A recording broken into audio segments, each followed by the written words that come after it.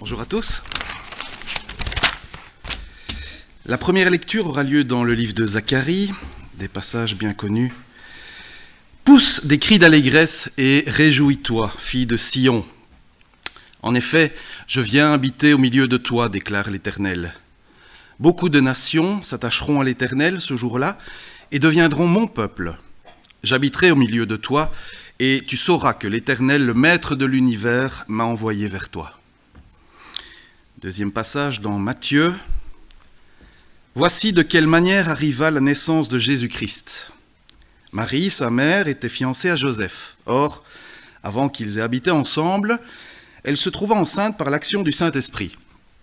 Joseph, son fiancé, qui était un homme juste et qui ne voulait pas l'exposer au déshonneur, se proposa de rompre secrètement avec elle. Comme il y pensait, un ange du Seigneur lui apparut dans un rêve et dit « Joseph, descendant de David, n'aie pas peur de prendre Marie pour femme, car l'enfant qu'elle porte vient du Saint-Esprit. Elle mettra au monde un fils et tu lui donneras le nom de Jésus, car c'est lui qui sauvera son peuple de ses péchés. » Tout cela arriva afin que s'accomplisse ce que le Seigneur avait annoncé par le prophète. La Vierge sera enceinte, elle mettra au monde un fils, et on l'appellera Emmanuel, ce qui signifie « Dieu avec nous ». À son réveil, Joseph fit ce que l'ange du Seigneur lui avait ordonné. Il prit la femme chez lui, mais il n'eut pas de relation conjugale avec elle jusqu'à ce qu'elle ait mis au monde un fils premier-né, auquel il donna le nom de Jésus.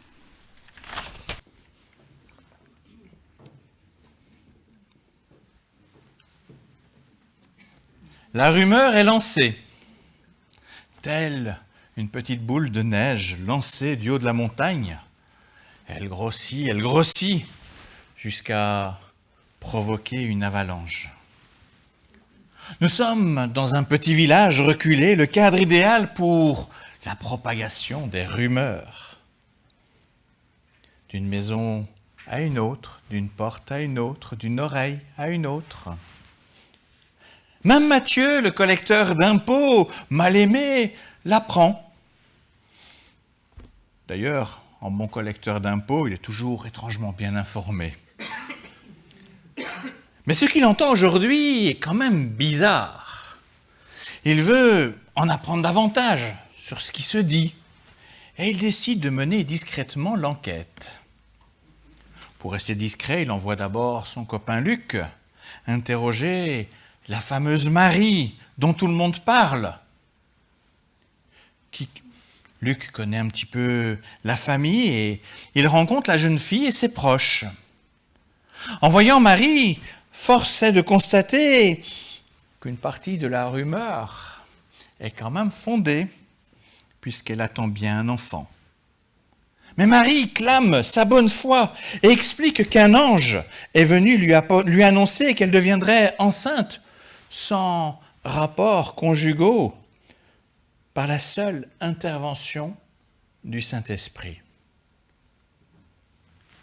Alors même si Marie est une brave jeune fille, sans histoire jusque-là, franchement, ses dires ne tiennent pas beaucoup debout.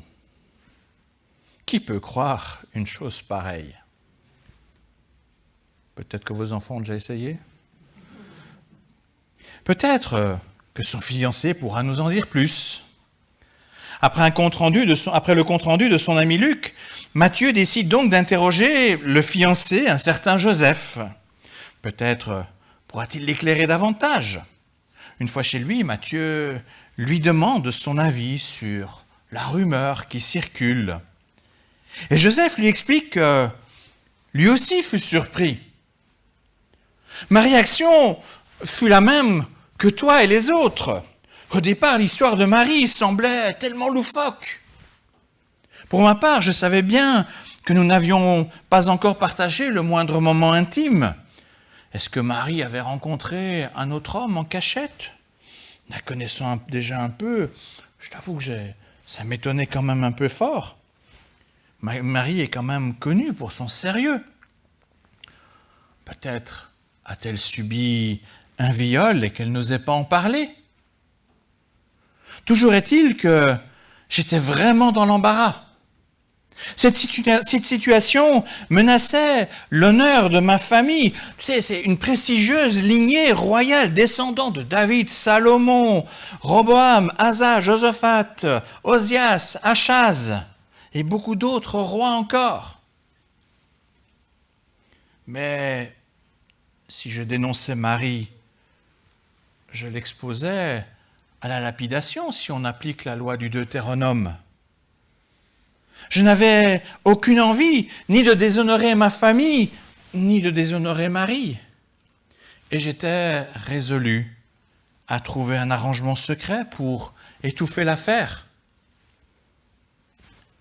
Après avoir écouté Joseph, Matthieu ne comprend pas bien. Et il poursuit donc.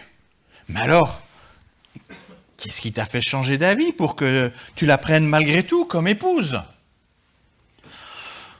En homme, les pieds sur terre, et comme toi, face à l'évidence des faits, je ne pouvais croire que ce que Marie racontait avec l'ange.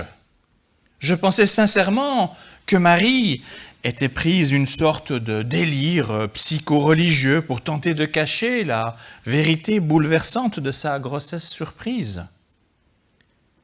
Mais assez rapidement, il s'est passé quelque chose d'étrange. Il y a peu, alors que j'étais couché chez moi, désemparé par la situation, il m'arriva à mon tour un phénomène bizarre. Tu ne vas probablement pas me croire, mais j'ai aussi vu un ange et qui m'a parlé comme tu me parles. Je ne comprenais pas ce qui m'arrivait. Encore maintenant, je n'arrive même pas à me dire si j'étais vraiment réveillé ou si j'étais endormi. Mais je me souviens très bien de ce que j'ai vu et de ce que l'ange de Dieu m'a dit. À mon grand étonnement, et en même temps tellement soulagé, il m'a confirmé que ce que Marie disait était vrai concernant le Saint-Esprit. L'enfant qu'elle porte vient de Dieu, aussi étrange que cela puisse paraître. Mais Joseph, si c'est pas toi, le père, que comptes-tu faire à la naissance ? Te déclarer comme le père de cet enfant ? Tu sais, Matthieu, même si l'enfant n'est pas vraiment de moi, l'ange m'a demandé de le reconnaître officiellement en lui donnant son nom. Il m'a même dit comment l'appeler. Jésus, Yeshua. Maintenant, je sais que Marie disait vrai et je suis bien résolu à faire confiance à Dieu qui m'a parlé par son ange. Matthieu sort de chez Joseph, surpris par la sincérité, mais tout de même dubitatif. Une pucelle qui tombe enceinte sans relation avec un homme, c'est du jamais vu. Sur le chemin du retour, la tête perdue dans ses réflexions, il passe à côté de la maison du rabbin du village, un spécialiste des Écritures. Puisqu'il est là, Matthieu profite de l'occasion et toc, il frappe à la porte. « Shalom, Rabbi, je passais par là et j'avais une question à vous poser. Avez-vous un peu de temps à me consacrer ?»« Mais entre, Matthieu, lui dit-il. »« Voilà, Rabbi. Connaissez-vous la signification du mot, du nom Jésus, Yeshua ? Tiens, tu n'aurais pas discuté avec Joseph, toi ? Jésus signifie « l'Éternel sauve ». Rabbi, puisque vous êtes au courant de cette histoire, vous pourriez me dire ce que vous en pensez ? Tu sais, Matthieu, au début, j'étais surpris. Et puis, m'est revenue à la mémoire une vieille histoire racontée par le prophète Ésaïe concernant Achaz. Achaz ? C'est bizarre que vous me parliez justement de lui. Joseph vient de me citer son nom avant mon passage ici. Mais désolé, je viens de vous interrompre. Oui, Achaz, l'aïeul de Joseph, était un roi arrogant qui ne voulait pas se soumettre à Dieu. Et c'est alors que par la voix de son prophète Ésaïe, Dieu annonça qu'une vierge attendrait un enfant appelé Emmanuel, Dieu avec nous. Un enfant qui recevrait la royauté. Vous voulez dire que Dieu a annoncé la chute d'Achaz pour le remplacer par un enfant qui n'était pas de son sang? Mais cela ne s'est pas produit. Si je ne me trompe pas, c'est Ézéchias qui fut le fils et qui est devenu roi à la place d'Achaz à sa mort. Tu as raison, Matthieu. Cependant, Ésaïe ne parlait pas uniquement pour Achaz, mais aussi pour toute sa descendance. Et pensez-vous que ce Jésus, l'Emmanuel annoncé par le prophète, que Jésus est l'Emmanuel annoncé par le prophète Ésaïe? Sincèrement, Matthieu, je ne sais plus que penser. Dieu a bien promis un Messie royal qui serait au milieu de nous, mais c'est pas ainsi que j'avais imaginé les choses. C'est vraiment bizarre. Enfin, l'avenir nous le dira. Après cet échange, Matthieu rentre chez lui avec la conviction profonde qu'il se passe quelque chose de vraiment spécial. Il s'assied à sa table de travail et il prend un parchemin pour écrire un petit compte-rendu de tout ce qu'il avait entendu aujourd'hui. Peut-être que cela servira plus tard pour comprendre le sens de tout cela.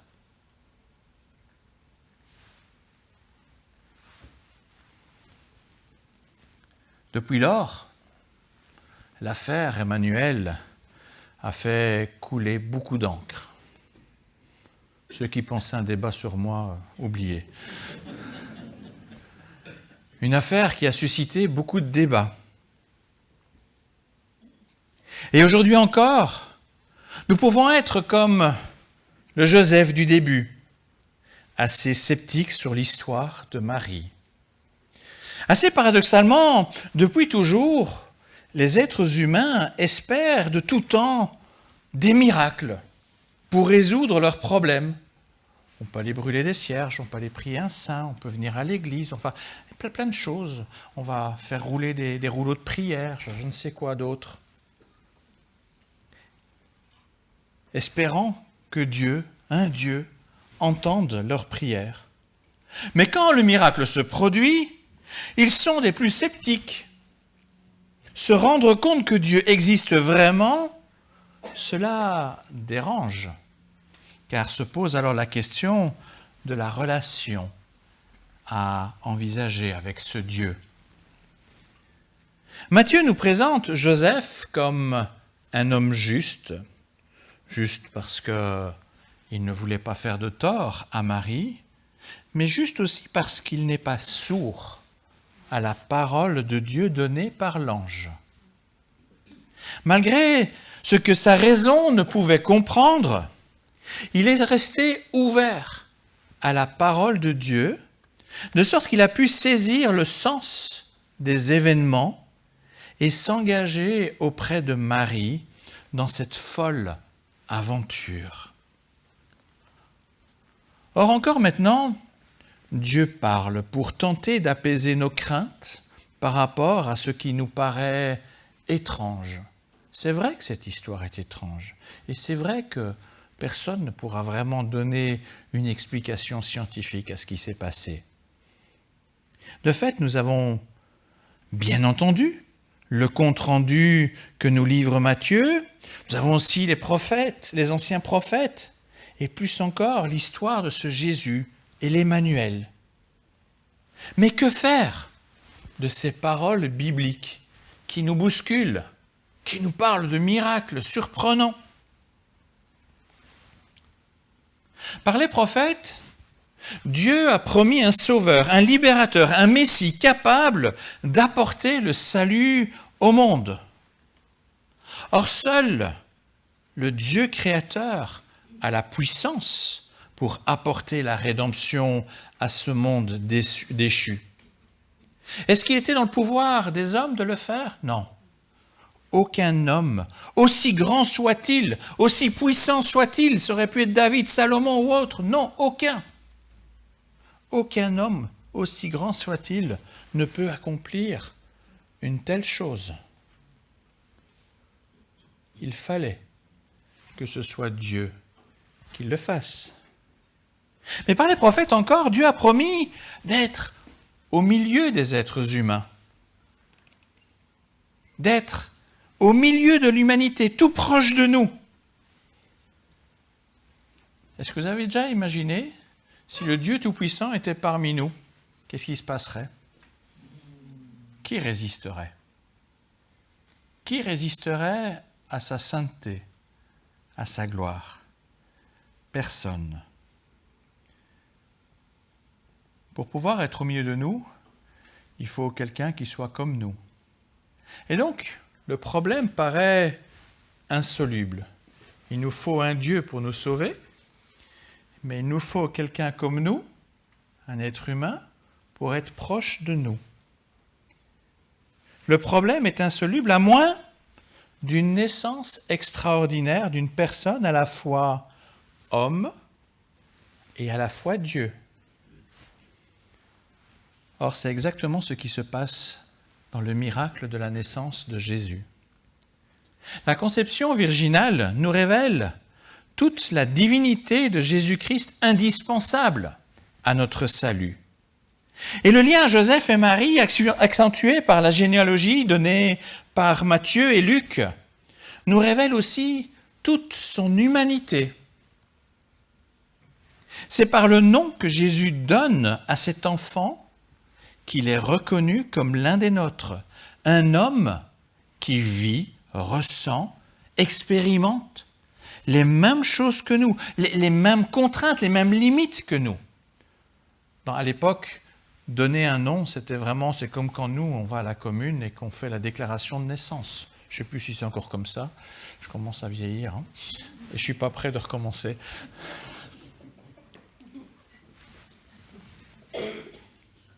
C'est ainsi que Christ est à la fois Jésus qui sauve et Emmanuel, Dieu avec nous.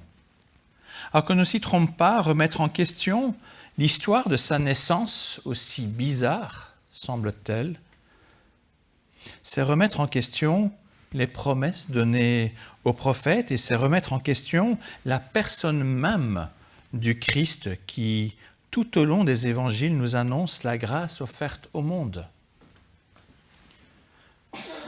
Dieu n'a pas fini de nous surprendre. Il aime nous surprendre. Ce n'est pas la première fois, ce ne sera pas la dernière.